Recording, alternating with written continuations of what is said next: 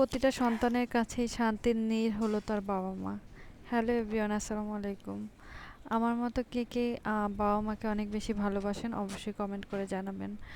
বাবা মা আছে বলে আমাদের পৃথিবীটা এত সুন্দর, না হলে হয়তো বা আমাদের পৃথিবী এতটা সুন্দর হতো। আচ্ছা বলুন তো, এই ফলটা কে কে চিনতে পেরেছেন অবশ্যই কমেন্ট করে জানাবেন। পরবর্তী ভিডিওতে আমি ফলটার নাম আপনাদেরকে বলে দিব। এই যে এখন বাজে রাত প্রায় 2টার উপরে, আমার খিদা লেগে গেছে আর কারেন্টও নাই।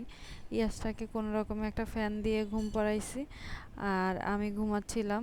আর এটা হচ্ছে সন্ধ্যার পরের ভিডিও, যে ইয়াসটা নাচে গানে সব আলোকিত করে ফেলছে। সবাই বসে ইয়াসটার নাচ গান দেখতেছিল। আসলে পরিবারের সবাই যখন আমরা একসাথে থাকি তখন মজাই আলাদা হয়, যে মজাটা অন্য সময় পাওয়া যায় না। আমার খুব ভালো লাগতেছিল আর খুব আফসোস লাগতেছিল যে কতদিন আর থাকতে পারবো, সবাই তো চলে যাব কত বছর পরে সবাই এরকম একসাথে হলাম। এই যে আমার ছোট খালামণি প্রায় আমার বিয়ের 5 বছর পরে আমরা এই একসাথে গ্রামে আসলাম। কিন্তু ছোট খালামণি যে ওই সময় আমাদের বাড়িতে আসছে, আমার বিয়ের সময় আর আসেনি। তো খুব ভালো লাগতেছিল। নরমালি আমার ঈদের সময় আসা হয় না, কিন্তু এবার ঈদের সময় আসাতে সবার সাথে দেখা হলো। আর খুব মন খারাপও হচ্ছিল যে সময়গুলো যত দ্রুত চলে যাবে আমিও তো চলে যাব। তো এটা ভাবতে ভাবতে খারাপ লাগতেছিল।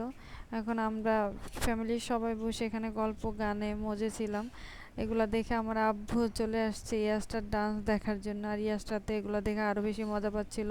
আর আমার আব্বুকে দেখে খুবই লজ্জা পাচ্ছিল, সে সরে যাচ্ছিল, বলে তুমি যাও এখান থেকে, আমরা কিছু করছি না।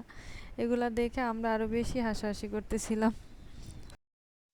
আপনি যখন প্রাণ খুলে নিঃশ্বাস নেবেন তখন নিজের রক্তের মানুষের কাছে চলে যাবেন, দেখবেন সব কিছু হালকা হয়ে যাবে।